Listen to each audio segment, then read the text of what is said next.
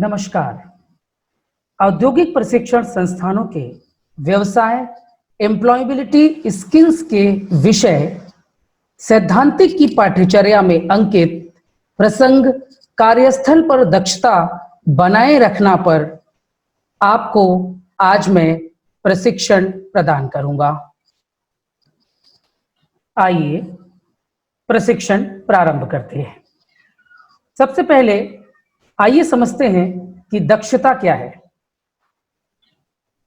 कार्यस्थल पर किसी अकेले व्यक्ति या व्यक्तियों के समूह द्वारा एक दिन में या दिए गए समय काल में पूर्ण किए गए लक्ष्य या किए गए कार्यों को दक्षता कहते हैं। दक्ष कर्मचारी अपने कार्य को पूर्ण करने के लिए कठिन परिश्रम करते हैं और यह प्रयास करते हैं कि प्रति घंटे कंपनी में अधिक से अधिक उत्पादन का लक्ष्य पूर्ण हो सके। यदि कर्मचारी कार्य करते करते ऊब जाते हैं या लक्ष्य को प्राप्त करने के लिए प्रेरित अनुभव नहीं करते हैं, ऐसे में उनकी दक्षता घटती है, जिसके कारण निर्धारित लक्ष्य का कार्य ठहर सा जाता है। दक्षता बढ़ाने के लिए कर्मचारियों पर ध्यान देना चाहिए, उनके कार्यों की बाधाओं को दूर करना चाहिए तथा उन्हें समय समय पर कार्य के लिए प्रेरित करना चाहिए। इस प्रकार हम ये कह सकते हैं कि एफिशिएंसी अर्थात दक्षता किसी व्यक्ति के कार्य करने की क्षमता को कहा जाता है। कार्यस्थल पर दक्षता का महत्व। आइए जानते हैं कि वर्क प्लेस पर एफिशिएंसी कितना महत्व रखती है। कुछ बिंदुओं से हम समझने का प्रयास करेंगे। सबसे पहला, समयबद्ध तरीके से लक्ष्य की प्राप्ति। जब हम दक्षता से एफिशिएंसी से कार्य करते हैं तो हमारा कार्य समयबद्ध तरीके से पूरा हो जाता है, और जब हमारा कार्य समयबद्ध तरीके से पूरा हो जाता है तो संस्थान का यानी ऑर्गेनाइजेशन का भी लक्ष्य समयबद्ध तरीके से प्राप्त हो जाता है। उत्पाद की गुणवत्ता। जब हम एफिशिएंसी से दक्षता पूर्वक प्रोडक्शन का कार्य करते हैं तो बने हुए उत्पाद की गुणवत्ता भी बहुत अच्छी होती है। समस्या का निराकरण। समस्याएं हर वर्क प्लेस पर आती हैं, लेकिन जब हम आपस में दक्षता पूर्वक काम करते हैं, एफिशिएंसी से काम करते हैं, तो आपस में मिलकर हम लोग समस्या का हल निकाल लेते हैं। क्लाइंट्स या ग्राहक का विश्वास। जब हम समयबद्ध तरीके से किसी कार्य को पूरा करते हैं, कोई लक्ष्य हासिल करते हैं, तो इससे ग्राहकों का यानी क्लाइंट्स का हम पर भरोसा होता है और भविष्य में भी वो हमें नए नए ऑर्डर्स प्रेषित करते हैं। कर्मचारी की साख। जब कोई कर्मचारी एफिशिएंसी से काम करता है तो उसकी एक क्रेडिबिलिटी होती है, उसकी एक इज्जत बन जाती है और अपनी उस इज्जत की नजर से वह किसी भी संस्थान में देखा और समझा जाता है। व्यवसाय की साख। जब एफिशिएंसी से वहां के कार्मिक काम करते हैं तो व्यवसाय का भी नाम आगे बढ़ता है, उसकी पब्लिसिटी होती है, लोगों के बीच उसकी अच्छी क्रेडिबिलिटी होती है। इस प्रकार व्यवसाय की भी साख इससे बढ़ती है। प्रभावी संप्रेषण। जब हम कार्यस्थल पर एफिशिएंसी से काम करते हैं तो हमारे बीच एक अच्छा समन्वय होता है, आपस में विचारों का आदान प्रदान होता है। तो इस प्रकार हम ये कह सकते हैं कि प्रभावी संप्रेषण भी वहां पर होता है। आइए अब जानते हैं कार्यस्थल पर दक्षता के लाभ। सबसे पहला लाभ है ऑर्गेनाइजेशनल ग्रोथ यानी संगठनात्मक विकास। जब किसी भी संस्थान में, किसी भी ऑर्गेनाइजेशन में एफिशिएंसी से काम होने लगता है, सभी कार्मिक अपने मनोयोग से काम करने लगते हैं, तो ऑर्गेनाइजेशन उत्तरोत्तर प्रगति के पथ पर आगे बढ़ जाता है। इस प्रकार उसके संसाधनों में, उसकी साख में यानी सर्वांगीण उसका विकास होता है। तो इस प्रकार कार्यस्थल पर दक्षता से किसी भी ऑर्गेनाइजेशन को ग्रोथ मिलती है, यानी कि उसका संगठनात्मक विकास होता है। रिड्यूस्ड कॉस्ट, लागत में कमी। जब हम एफिशिएंसी से प्रोडक्शन का कार्य करते हैं तो हम ये देखते हैं कि उसमें एरर्स की संभावनाएं बहुत कम हो जाती हैं, और जब हम गलतियां कम करते हैं तो हमारा लॉस कम होता है, और इस प्रकार से हमारा जो लागत है उसमें भी भारी कमी आती है, यानी कि उत्पाद कम लागत में तैयार होता है। फ्यूअर एरर्स, गलतियों का कम होना। जैसा मैंने अभी आपसे चर्चा की कि जब हम कार्यस्थल पर दक्षता से काम करते हैं, एफिशिएंसी से काम करते हैं, तो गलतियां होने के संभावनाएं बहुत कम हो जाती हैं। गलतियां करना मानव स्वभाव है, गलतियों को बिल्कुल से शून्य नहीं किया जा सकता, लेकिन गलतियों को काफी हद तक कम किया जा सकता है। कार्यस्थल पर दक्षता के कारक। आइए हम ये जानने का प्रयास करते हैं कि कौन कौन से ऐसे कारक हैं जो हमारी एफिशिएंसी को प्रभावित करते हैं। किसी भी कार्यस्थल पर काम करते समय सबसे पहला कारक है clearly defined roles and responsibility, स्पष्टता से परिभाषित भूमिका एवं जिम्मेदारियां। यानी जब तक किसी ऑर्गेनाइजेशन में हमें हमारी जिम्मेदारियों को और हमारी भूमिकाओं का स्पष्टता से एहसास नहीं होगा, स्पष्टता से हमारी जिम्मेदारियां परिभाषित नहीं होंगी, तब तक हम दक्षता से काम नहीं कर पाएंगे। इफेक्टिव कम्युनिकेशन, प्रभावी संप्रेषण। दक्षता को प्रभावित करने के लिए दूसरा सबसे महत्वपूर्ण कारक है इफेक्टिव कम्युनिकेशन, आपस में संवाद, विचारों का आदान प्रदान।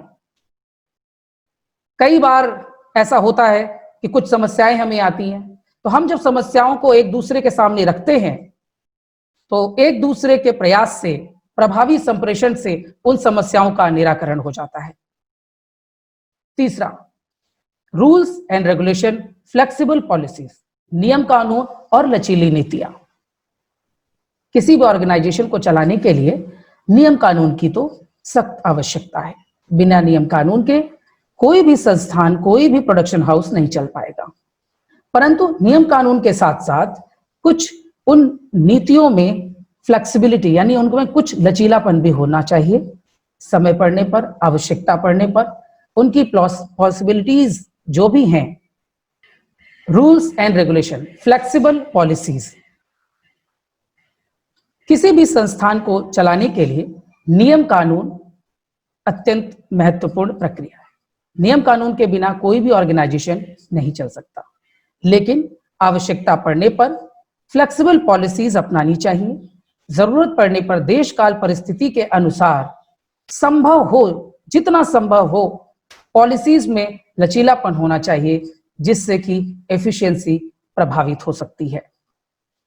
यदि ऐसा हम करते हैं तो हमारी एफिशिएंसी बढ़ती है, और अगर रिजिड कानून होते हैं तो कभी कभार ऐसा भी देखा गया है कि फ्लेक्सिबिलिटी के ना होने की वजह से हमारी दक्षता पर भी प्रभाव पड़ता है। अगला बिंदु, सैलरीज, वेजेस, वेतन या मजदूरी।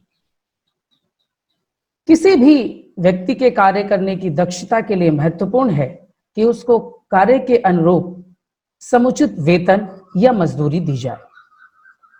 जब उसे समुचित वेतन या मजदूरी प्राप्त नहीं होगी तो वह हमेशा अपनी आजीविका के लिए ही परेशान रहेगा, और इस प्रकार उसकी दक्षता प्रभावित होगी। जॉब सिक्योरिटी, यानी नौकरी की सुरक्षा। प्रत्येक कार्मिक के लिए यह आवश्यक है कि उसके मस्तिष्क में यह तनाव ना हो कि कल उसकी नौकरी रहेगी या जाएगी। और जब तक उसकी जॉब सिक्योरिटी नहीं रहेगी, उसे यह नहीं मालूम रहेगा कि कल भी मैं नौकरी पर रहूंगा, तब तक वह कभी भी दक्षता से कार्य नहीं कर पाता है। तो नौकरी की सुरक्षा भी एक महत्वपूर्ण कारक है। टाइम मैनेजमेंट, समय प्रबंधन। समय प्रबंधन भी हमारा दक्षता को प्रभावित करता है। सही तरीके से समय का सदुपयोग करके हम अपनी दक्षता बढ़ा सकते हैं। समय प्रबंधन पर आगे हम लोग विस्तार से भी चर्चा करेंगे। हेल्दी वर्क कल्चर, स्वस्थ कार्य संस्कृति। हम जहां पर काम कर रहे हों, एक दूसरे के प्रति सम्मान की भावना हो, सहयोग की भावना हो, यानी एक स्वस्थ कार्य संस्कृति में दक्षता बहुत प्रभावी ढंग से लागू की जा सकती है और अस्वस्थ कार्य संस्कृति में दक्षता प्रभावित होती है। कार्यस्थल पर दक्षता के सिद्धांत। आइए देखते हैं कि दक्षता किन सिद्धांतों पर कार्य करती है और किस सिद्धांतों से दक्षता हासिल की जा सकती है। सबसे पहला, क्लैरिटी ऑफ एक्सपेक्टेशन, यानी लक्ष्य की स्पष्टता। किसी भी कार्य को करने के लिए लक्ष्य का होना अत्यंत आवश्यक है। इसी प्रकार से दक्षता के लिए भी लक्ष्य की स्पष्टता आवश्यक है। हमें यह पता होना चाहिए कि कौन सा काम कितने समय सीमा में करना है, 10 दिन में करना है या 15 दिन में करना है। जब तक लक्ष्य स्पष्ट नहीं होगा कि किसी कार्य को कितने समय में समाप्त करना है, तो कभी भी दक्षता नहीं हासिल की जा सकती। मैच टास्क एंड स्किल्स, कार्य और कौशल का मिलान। हर प्रकार के कार्य को करने के लिए एक खास तरीके की कौशल की आवश्यकता होती है। इस प्रकार हमें किसी भी कार्य को करने के लिए यह ध्यान रखना पड़ेगा कि कौन कौन से व्यक्तियों के पास उस कार्य को करने का कौशल है, और जब हम इस प्रकार कार्य और कौशल का मिलान करके किसी को जिम्मेदारियां सौंपेंगे तो निश्चित तौर पर दक्षता हासिल की जा सकती है। ट्रेन एंड डेवलप, सिखाना और विकसित करना। हम सभी ह्यूमन रिसोर्स हैं। निश्चित दिन प्रतिदिन हम सभी कुछ नया सीखते हैं और अपने आप में विकास करते हैं। तो इस प्रकार हमें नित्य प्रतिदिन कुछ ना कुछ सिखाना चाहिए। सिखाने के साथ साथ उनमें कुछ ना कुछ विकास होगा और धीरे धीरे हम देखेंगे कि उस व्यक्ति की एफिशिएंसी एक दिन बहुत ज्यादा बढ़ जाएगी। जिम्मेदारियां सौंपना, यानी डेलीगेशन। हम सारी चीजों को खुद नहीं कर सकते। उसके लिए जो काम में रुचि रख रहे हैं, मनोयोग से काम कर रहे हैं, मेहनत कर रहे हैं, उन्हें हमें जिम्मेदारियां सौंपना चाहिए। और ऐसा करने से हम देखेंगे कि दिन प्रतिदिन उनकी दक्षता में सुधार आएगा और जिम्मेदारी की भावना से वो और अच्छे कार्मिक बनकर उभरेंगे। रिवार्ड बाय डीड, कार्य के अनुरूप पुरस्कार। पुरस्कार जैसे कि इंसेंटिव है, इंक्रीमेंट है, ऐसे तमाम पुरस्कार हैं जो ऑर्गेनाइजेशन में किसी भी कार्मिक को मिलते हैं, परंतु यह महत्वपूर्ण है कि उनका आधार कार्य होना चाहिए। अच्छा कार्य करने वाले को अच्छा पुरस्कार मिलना चाहिए, जिससे दक्षता बढ़ती है। प्रोडक्टिव फीडबैक, उत्पादक प्रतिक्रिया। किसी भी उत्पादन के समाप्त होने पर, किसी भी काम के समाप्ति पर हमें कुछ पॉजिटिव और प्रोडक्टिव फीडबैक जरूर लेना चाहिए कि कहाँ गलतियां रह गई, क्या कुछ इसके अच्छा भी बेहतर कोई ऐसा तरीका था जिससे हम इस काम को कर सकते हैं। तो इस प्रकार से जब हम प्रोडक्टिव फीडबैक लेंगे तो अगली बार और बेहतर तरीके से हम दक्षता हासिल कर सकते हैं। Measurement of efficiency at work place, यानी कार्यस्थल पर दक्षता को मापना। आइए जानते हैं कि कार्यस्थल पर हम दक्षता को कैसे माप सकते हैं, कैसे जान सकते हैं कि कौन कितना एफिशिएंटली काम कर रहा है। सबसे पहला तरीका है track the number of task completed with in a specific time frame, यानी एक निश्चित समय सीमा में पूर्ण किए गए कार्यों को देखना। यह देखना कि किसी भी व्यक्ति को किसी कार्य को करने के लिए कितनी समय सीमा दी गई थी और उसने उस कार्य को कितनी समय सीमा में पूरा कर लिया है। मान लीजिए उसे 10 दिन के लिए कोई कार्य करने के लिए दिया गया था और अगर उसने 8 दिन में ही वो कार्य समाप्त कर लिया है तो यह निश्चित है कि उसकी एफिशिएंसी ज्यादा है। और अगर एक निश्चित समय से ज्यादा समय लिया जा रहा है तो निश्चित तौर पर उसकी दक्षता कम कही जा सकती है। Think about how often you ask for updates, यानी आपको कार्य के लिए कितनी बार समीक्षा करनी पड़ी। यह भी बहुत महत्वपूर्ण है। एक मैनेजर के नाते अगर हम देखें तो ऐसा भी कई बार होता है कि जब हम अपने सबऑर्डिनेट्स को कोई काम देते हैं तो कई बार ऐसा होता है कि हमें बार बार उनसे अपडेट्स मांगने पड़ते हैं, उनकी समीक्षा करनी पड़ती है कि भाई कितना काम खत्म हुआ। और अगर किसी काम के लिए हमें बार बार समीक्षा करनी पड़ रही, बार बार अपडेट्स लेना पड़ रहा है, तो ये देखना होगा कि कार्मिकों की एफिशिएंसी अच्छी नहीं है, क्योंकि एफिशिएंट वर्कर्स कभी भी अपडेट्स मांगने का इंतजार नहीं करते। काम करके वह स्वयं अपने अधिकारियों के पास आते हैं और उन्हें बताते हैं कि सर इतना काम हो चुका है। तीसरा तरीका है यूज प्रोजेक्ट मैनेजमेंट सॉफ्टवेयर, यानी प्रोजेक्ट मैनेजमेंट सॉफ्टवेयर का उपयोग करना। आजकल इंफॉर्मेशन टेक्नोलॉजी के प्रयोग से विभिन्न प्रकार के प्रोजेक्ट मैनेजमेंट सॉफ्टवेयर डेवलप किए गए हैं, जिनमें प्रतिदिन के कार्य और उनका टारगेट सब कुछ फीडेड होता है। जो भी कार्य आप करते हैं उस सॉफ्टवेयर में आप फीड करते जाते हैं और इस प्रकार से कितने समय में किस व्यक्ति ने कितना काम किया है यह आसानी से एक सॉफ्टवेयर के माध्यम से जाना जा सकता है।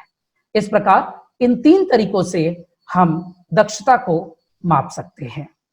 कार्यस्थल पर दक्षता बढ़ाने के उपाय, आइए जानते हैं कि वर्कप्लेस पर एफिशिएंसी को कैसे बढ़ाया जा सकता है। सबसे पहला, अलाउ फ्लेक्सिबल वर्क आवर्स, यानी कार्य समय में लचीलेपन की अनुमति। कई बार ऐसा होता है कि हमें एक फिक्स टाइम फ्रेम में काम करना होता है। मान लीजिए हमें 9 बजे आना है और 5 बजे जाना है, लेकिन आईटी इंडस्ट्री में अगर हम देखें तो एक फ्लेक्सिबल वर्क आवर्स हैं। उन्हें एक काम दिया गया है, ये काम 2 घंटे में खत्म हो जाए तो आप 2 घंटे में घर जा सकते हैं, और अगर ये 10 घंटे में खत्म हो तो 10 घंटे काम करके आपको जाना होगा। तो इस प्रकार भी यह एक प्रक्रिया है, यानी दक्षता बढ़ाने के लिए हम ऐसा भी कर सकते हैं कि फ्लेक्सिबल वर्किंग आवर्स दें, किसी को कार्य दें और उस कार्य की समाप्ति पर यह ना देखें कि समय ऑफिस का भी बचा हुआ है या समाप्त हुआ है। तो अगर हम ऐसा कर सकते हैं तो निश्चित तौर पर फ्लेक्सिबल वर्किंग आवर्स से हम दक्षता को बढ़ा सकते हैं।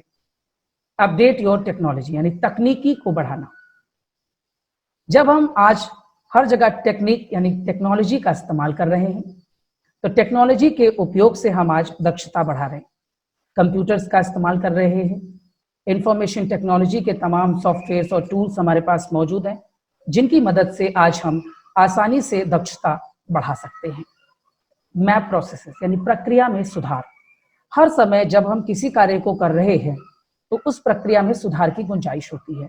हमेशा यह देखना कि क्या कोई ऐसा कार्य है जिसमें सुधार की आवश्यकता है, जिसे हम बदल सकते हैं, और ऐसा करके हम लगातार प्रक्रिया में सुधार करके अपनी दक्षता को और क्षमता को बढ़ा सकते हैं।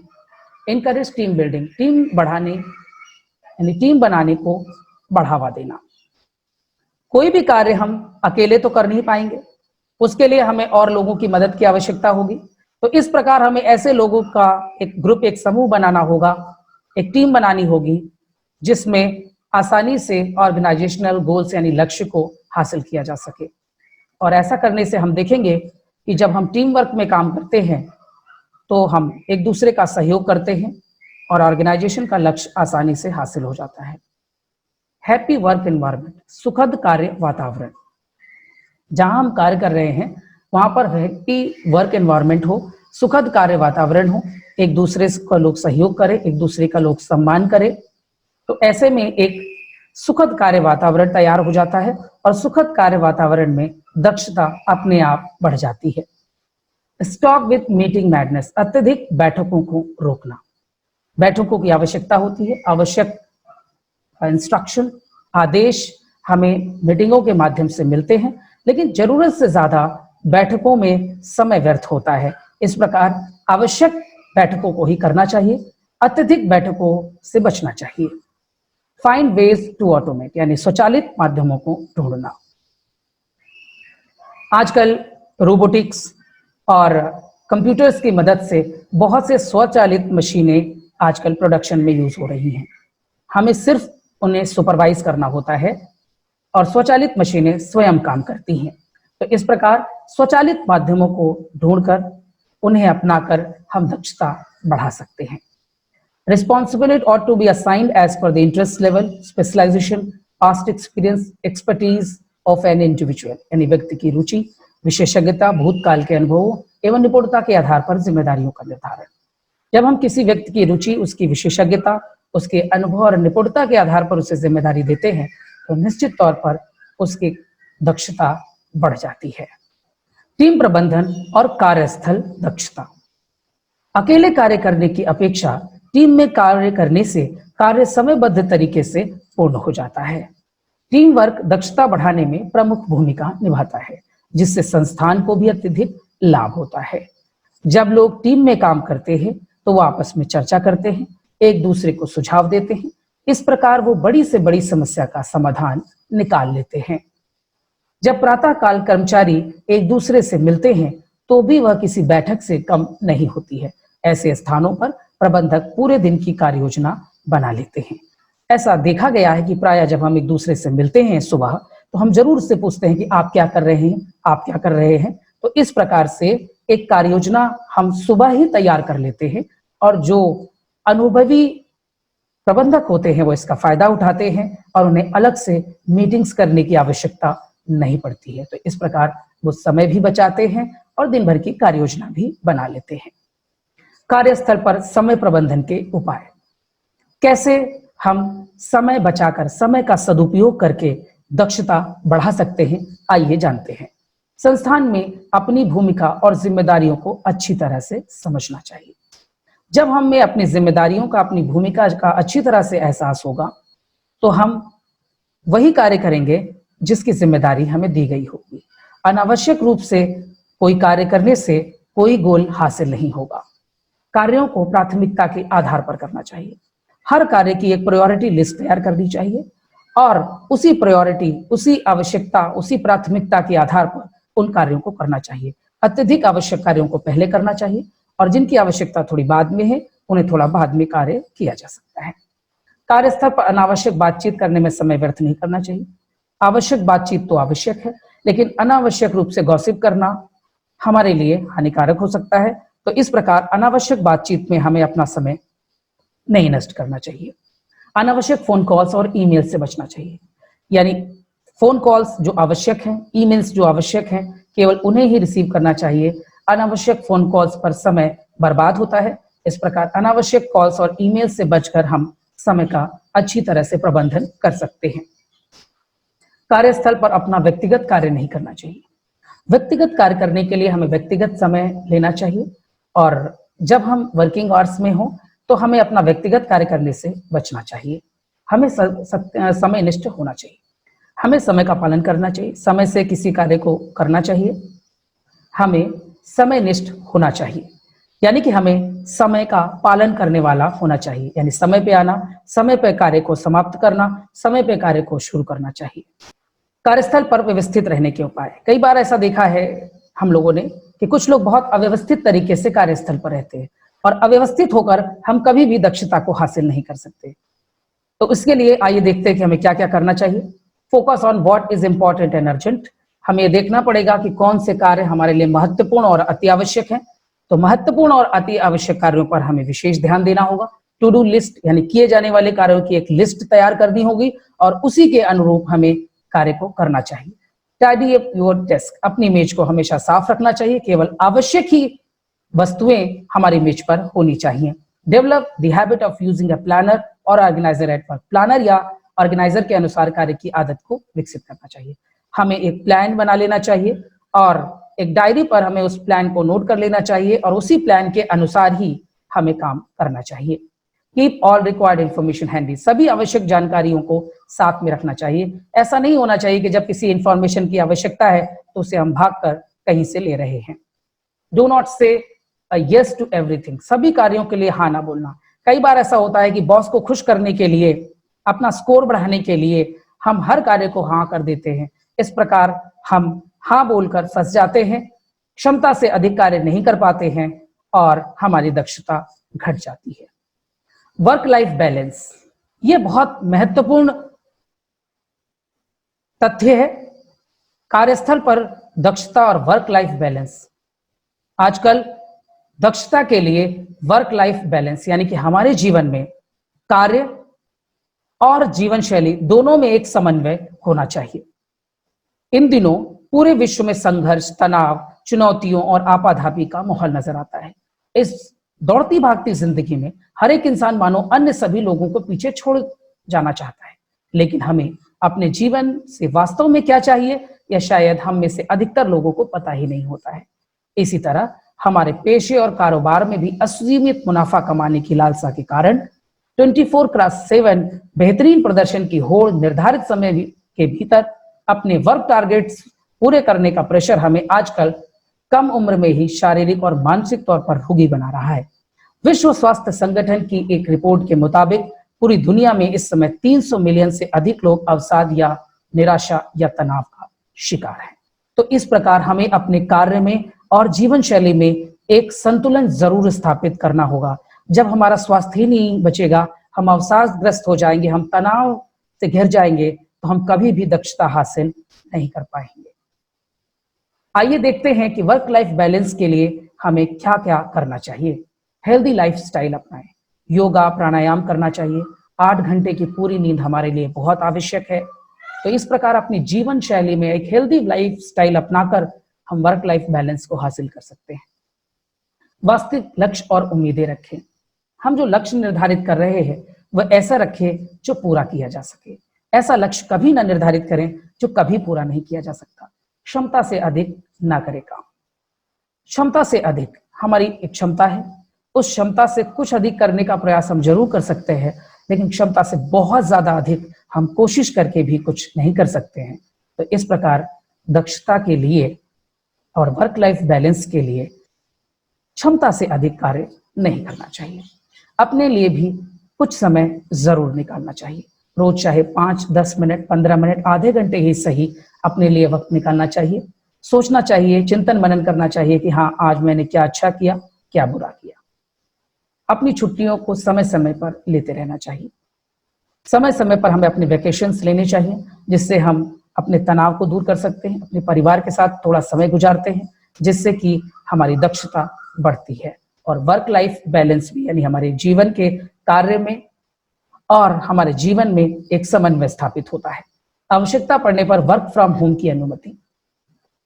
यह भी आवश्यक है कि जब कभी आवश्यकता पड़े, जैसे कभी कभार ऐसा होता है कि महिलाएं अपने बच्चों की भी देखभाल करना चाहती हैं और काम भी करना चाहती हैं, तो ऐसे में इस प्रकार की परिस्थिति के अनुसार वर्क फ्रॉम होम की भी अनुमति मिलनी चाहिए, चाहे वो फीमेल वर्कर हो, चाहे वो मेल वर्कर हो। प्रशिक्षण का सारांश। प्रशिक्षार्थियों, आज हमने कार्यस्थल पर दक्षता का महत्व और दक्षता के लाभ के बारे में आपसे विस्तार से चर्चा की। कार्यस्थल पर दक्षता के क्या कारक हैं, कार्यस्थल पर दक्षता के सिद्धांत, कार्यस्थल पर दक्षता को मापना, इसके बारे में हम सभी ने आज प्रशिक्षण प्राप्त किया। कार्यस्थल पर दक्षता बढ़ाने के उपाय के बारे में, टीम प्रबंधन के बारे में, समय प्रबंधन के बारे में और व्यवस्थित रहने के उपायों के बारे में आज हमने जाना। वर्क लाइफ बैलेंस क्या है और वर्क लाइफ बैलेंस को हम कैसे हासिल कर सकते हैं, इसके बारे में विस्तार से हम सभी ने आज प्रशिक्षण प्राप्त किया है। प्रयुक्त संदर्भ।